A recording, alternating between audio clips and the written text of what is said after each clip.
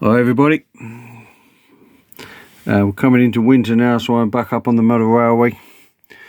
Right, in front of me here I've got an N-gauge shay. I've got two of these. Now this one here had the lights weren't working, so I watched the video and the chap said, right, when you take it apart, be careful how you take the couplings out, because they take 5 minutes to put back together. Now, as you can see there, my couplings are in pieces. There's no way of taking the shay apart. The coupling comes straight out and splinters into about 5 pieces. What a bloody nightmare to put back together. Now let me just explain you the disassembly process. Now you need to make sure you've got the right screwdriver. Now see, this screwdriver here, really thin, slips into the body. Do not be tempted to use one with a thicker head. I'll tell you why in a second. Right, so to take the shay apart, you first have to unscrew. Hold on, let me get some focus going. Let me show you on the one which is together. I'll come over here where it's really bright. Right, so you've got a screw in there which screws the coupling to the chassis. So you've got to take that out. It comes straight apart. You've got another coupling at the other end, and the screw goes into the. Let me show you. Oh, focus. There you go. You can see it there. That screw there goes into the chassis, and then you've got two more screws. You've got one there, one the other side. So metal chassis, and then you've got another one, another two. Sorry, this end. Now, you've got two sets of screws there which are longer than the screws. Hold on. Right, the screws that go into the tender end are longer than the screws that go into the front end. So you need to keep them separate. And then, hold on. Focus. The chassis slides out. You can actually take the tender end off without taking the front end off. So if you've got the rear bulb gone, you can just remove the tender section, the coal bunker. I don't know what if you're watching this and you're from America or something. So you don't actually have to remove the front end. So going back to these couplings. Now, if you can see here, I've got carpet on the floor in the loft here. I don't know what the answer is. If you had laminate floor in here, when the bits fall, they disappear. But even on the carpet, they disappear, as I found out. I had these two bits of styrofoam on the floor here. One piece of the coupling landed on there, jumped, went through that gap and disappeared into the abyss. You wouldn't believe it. Went right down. It was right over the other side of there. I cleared the carpet, everything, looked everywhere. So when you're doing, if you do attempt this,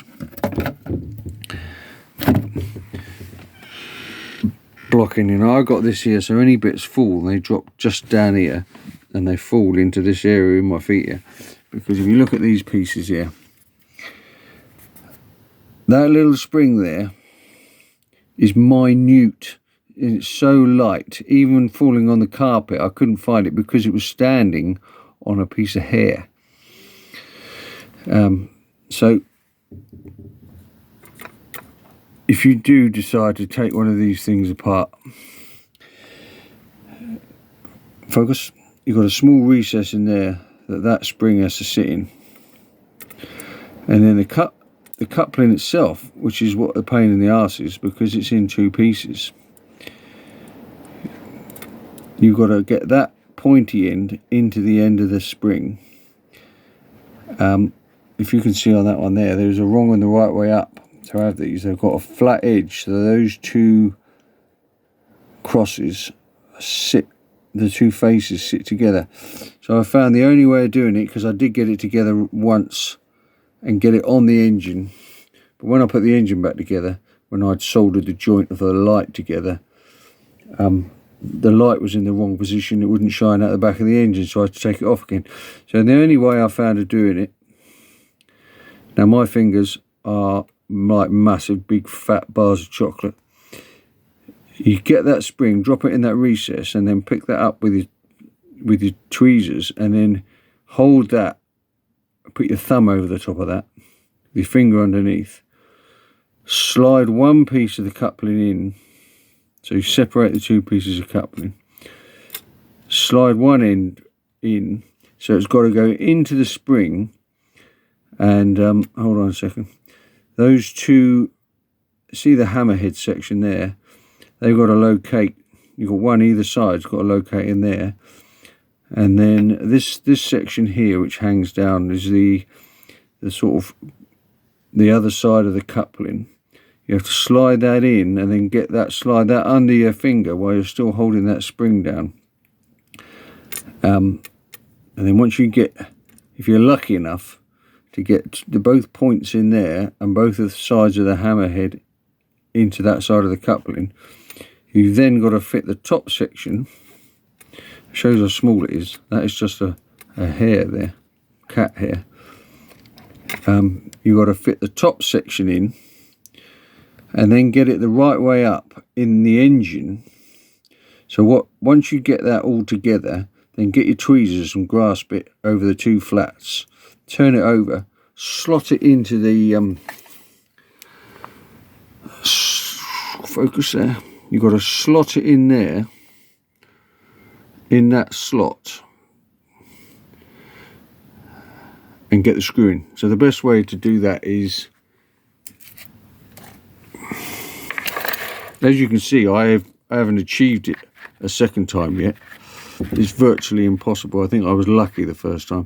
So you're holding it with your pliers, you slide it in, and then with a magnetic screw, if you can get like the tip of your screw magnetised, get the end of your screw, offer it up, get it in there, screw it in.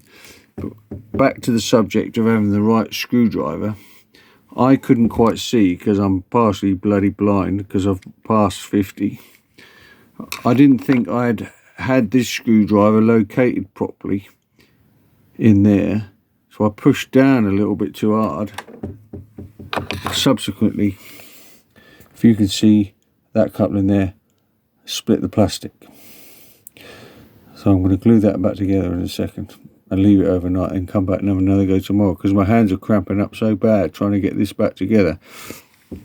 So the long and the short of it, if you've got one of these, as you can see there, this is an Atlas 2-truck shay locomotive, and your lights aren't working, do not take the bastard apart, because putting those couplings back together, unless there's some magic way of doing it, and I think probably what it is I'm going to get my son to do it with his smaller fingers, and but the chances are, you can see like that spring there is so tiny, you can see how the spring has got caught on a bit of hair and it's bent the spring, which isn't helping matters. It's so bloody tiny. I can't explain to you how small it is, but if you look at the tip of my screwdriver, and this is the smallest Phillips screwdriver I've got, it's bloody minute.